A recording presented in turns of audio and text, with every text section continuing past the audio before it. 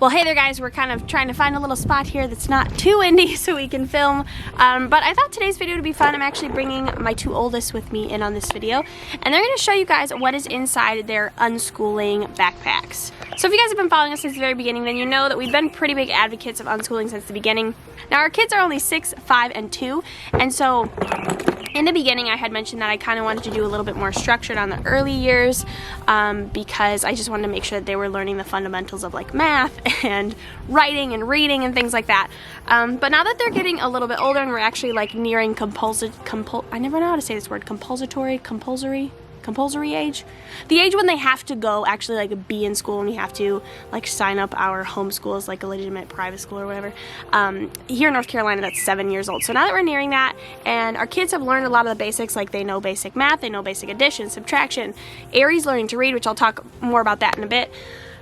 Revelyn reads, she's at about a 2nd grade level for reading, so they've learned a lot of those basics. So we're obviously still going to be expanding on grammar and math and things like that too, but we are kind of headed now into what I had originally envisioned kind of our unschooling days to look like. So in terms of curriculum, the only thing that we do is gather round. If you don't know what gather round is, I will have a link down below, but essentially it is a curriculum that is not really grade based, it's more like age range based, and it's designed so that you do one unit for your entire family. So no matter how many different age ranges you have or grade levels you have in your house, you're all following the same unit.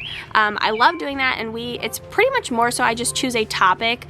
I go on and I see, you know what, right now for instance we're doing botany because Revelyn is really into that, which I'll talk about more in a minute.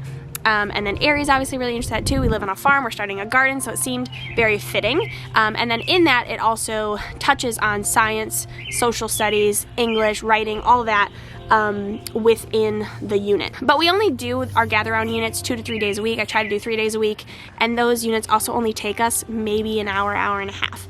So it doesn't take too much of our time up. And that is the only like structured schooling of any sort that we do. Otherwise though, everything else that our kids do is really not based on a curriculum. We had been doing the wild math curriculum, which is all an outdoor nature-based math curriculum. I do use a lot of the concepts from that outside, and I use some of the game suggestions and stuff, but I don't follow the curriculum as a whole anymore. But I have been taking bits and pieces from that curriculum and really enjoying that. Otherwise though, like we do a lot of math games, so we have a lot of board games for the girls that encourage math and critical thinking and stuff.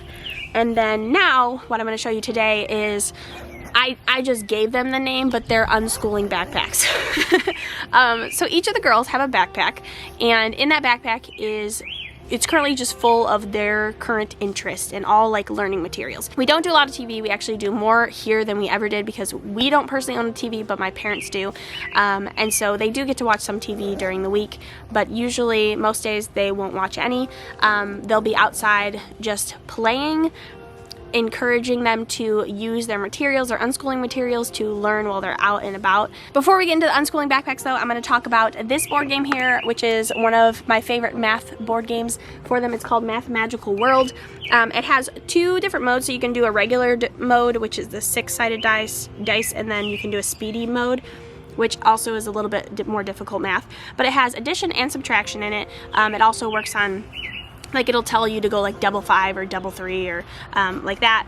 And so the girls have been really enjoying this, and this is something that they can play on their own, but it just helps them to really solidify their basic math. And then with that, for Aerie, reading, so I had started doing the gather round letters and numbers with her.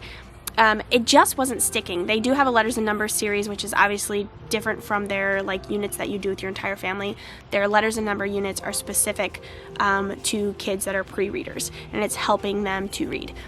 So we got that for Aerie first. I don't feel that it's the best fit for her, but this is something that several homeschool moms had actually suggested to me when my kids were like babies to look at one day, and I've had it on my like list of homeschool stuff forever. And the reason I never got it is because, one, Revelyn learned to read when she did a private school homeschool hybrid program for kindergarten, so she learned to read in kindergarten. And Aerie is much more of a hands-on learner.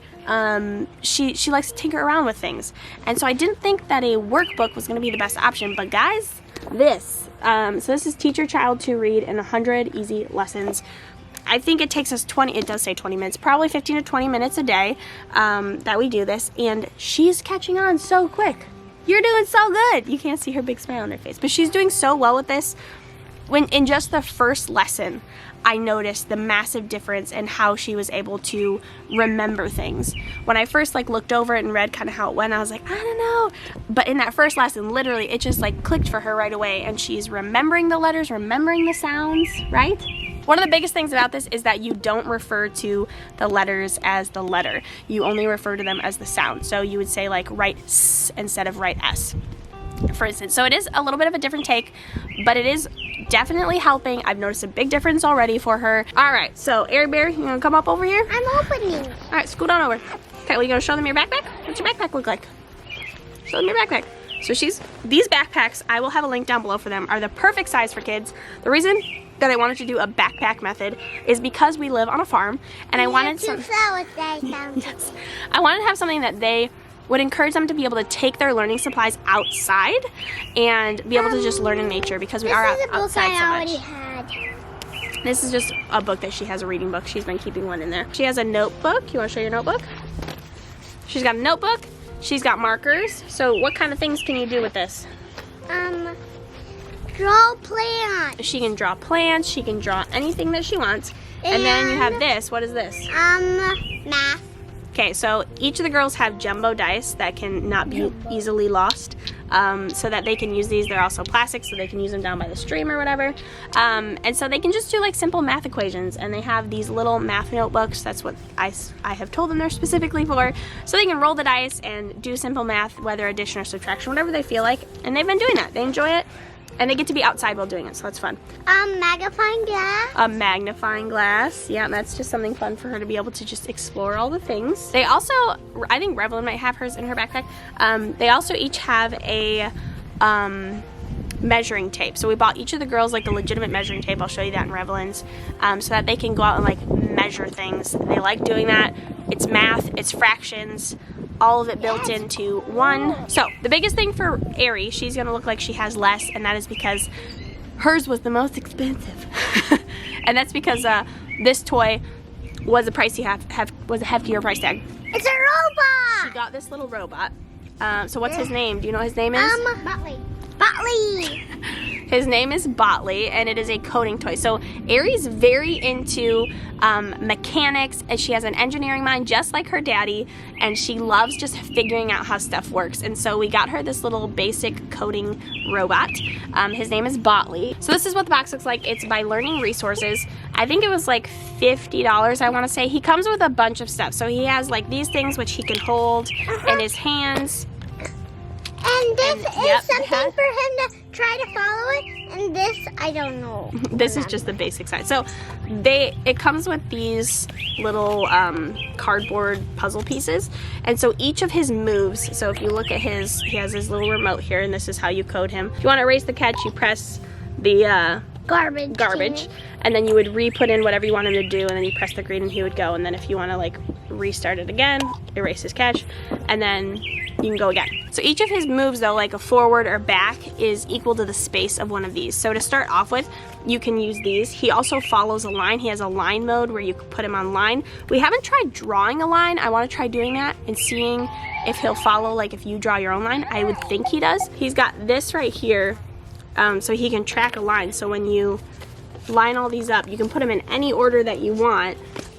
He will follow the black line, and so that's pretty cool too. So that one's just press the button and he goes. But then the coding option, obviously you can choose what he wants to do, and then you can set up, it's got like these flags that you can set up. You can make him like knock over a little pyramid, or he has these little balls that he can hold on his hands, and you can make him like bring them places. And these are to make him another way you want. Yeah, and then it does have these cards that have all the different things. So like if I, the adult, wanted to say like, okay, so we're gonna go forward, then we're gonna turn to the right, then we're gonna turn around, and you'd put it out, and then they'd have to code it in and then press go and see if they got it right. She already has some other things too. This isn't the only stuff that they have to encourage their current interest. So right now for Aerie, her main things that she's doing is learning like if-then statements for coding. That's what that robot is mainly, you know, like if you do this, then this.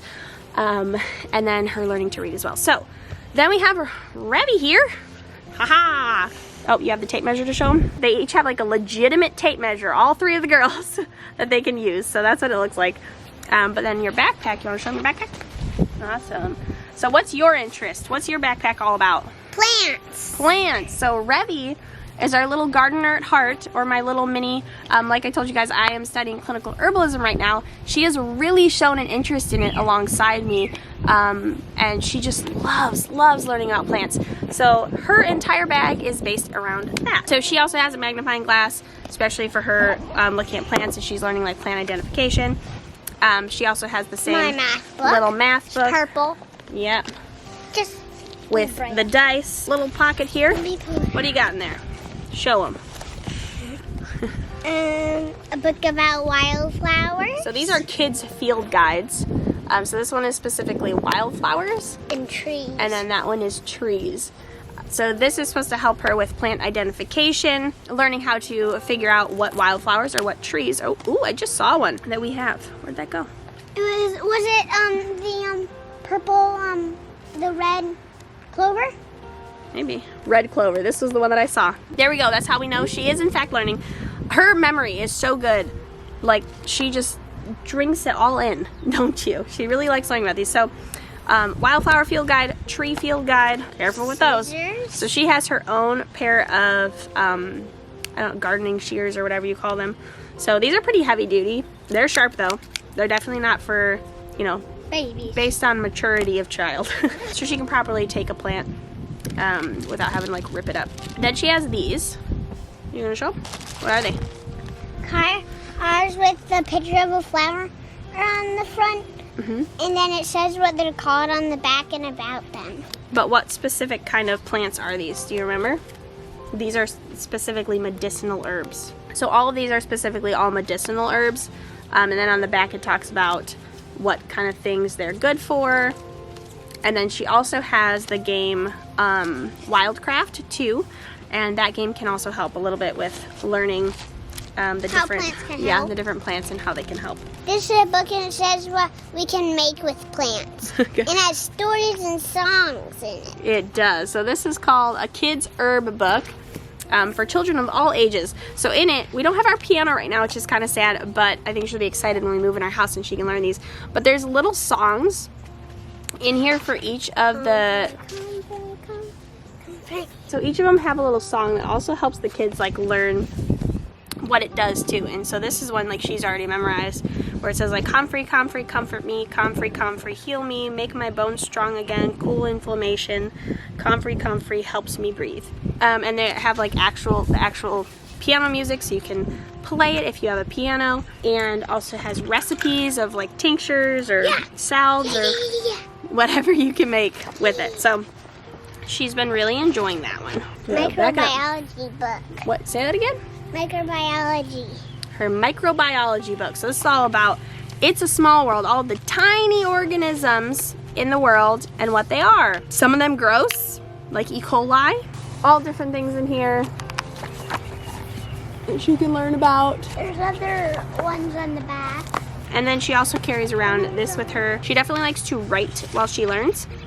So she has like different things that she's just written in her book and also drawn her own versions. So yeah, that's it. I thought it would just be fun to show you guys the kids' little unschooling backpacks. I just really love that they have something that they can take with them outside too, specifically, so that it gets them out of the house learning as well, because our kids spend so much time outside. Rev has literally spent hours just sitting in the backyard flipping through her stuff, or we'll be out at the garden, she'll be sitting in the golf cart just flipping through her things. Arie's asking to do the next lesson in her reading book, right? So we're gonna do that. I think she wanted to show you guys something else. She brought it out. This was another one of her. What she got for her birthday? Wanna come here? Wanna come show them? This is what she got for her birthday, so she already had this. But she also has snap circuits. She really enjoys the snap circuits. Really, it's just about giving our kids the tools that they need to learn more in their specific interests at the time. That's really what unschooling is all about. Learning how to spell, learning science, she's learning through microbiology. Social studies, she's actually learning a lot of social studies with clinical herbalism right now, because she's learning about a lot of the history of medicines and how all of the Western medication is all based on a lot of herbal medication. You know, places like Merck, who now make, you know, pharmaceutical companies, their original like Merck handbook was all natural medicine. It was all herbal. Social studies, there's science, like there usually is all of that worked into whatever their interest is. One of the only subjects I find is kind of hard to naturally be integrated into their current interest is math, unless they have an interest like Aerie, who's doing more like engineering, coding. There's a lot of math and science in that already, but there are some basic things that like I still want her to be able to learn that she may not be hitting in her interest. So I kind of just pay attention to that and see like what they may be missing. And math that's kind of the only place that it seems to come up. And then we are doing those unit studies 2 to 3 days a week for about an hour and a half gather round, and that hits on like an overall subject of whatever we choose for that. I think that's it. I hope you guys enjoyed this. If you have any questions, let me know down in the comments below. If you have any suggestions, if your kids or you are really into herbalism or coding, things like that, let me know down below, because I can add it to my list of things to potentially get them in the future. But yeah, we're just trying to advocate for our kids, really delving into what is of interest to them, and if that changes, like, that's okay. You can change what you're interested in, because, you know, even as an adult, as I've said, I'm just now figuring out what I want to do at 28. So it's not like she's honed in on herbalism now. We're gonna make her only focus on that for all of her childhood. Not by any means. That's why every month or two we have that budget in place, so that if she needs new material to support this current interest, or she needs material to support a new interest, we have that set aside. So I hope you guys enjoy this, and I will see you in my next video. Bye. Chamomile is calming, helping you sleep better and feel more relaxed before bed. Take a chamomile bath. Next, drink a cup of chamomile tea. Then get ready for a good night's sleep. You want to try some chamomile and a chamomile bath? Maybe do that. We're growing some chamomile, so maybe this summer we'll be able to pick some and you could try taking a chamomile bath. And it'll help me sleep. Maybe. For bedtime. We could see. You're going to say all these sounds too. Get ready. No, you almost said it. You almost said it. Okay, take a minute to think about it. Let me know when you got it. Got it? All right. Ready? Oh, high five. Good job. Ready? And again. Okay, next one. Get ready. Are you looking?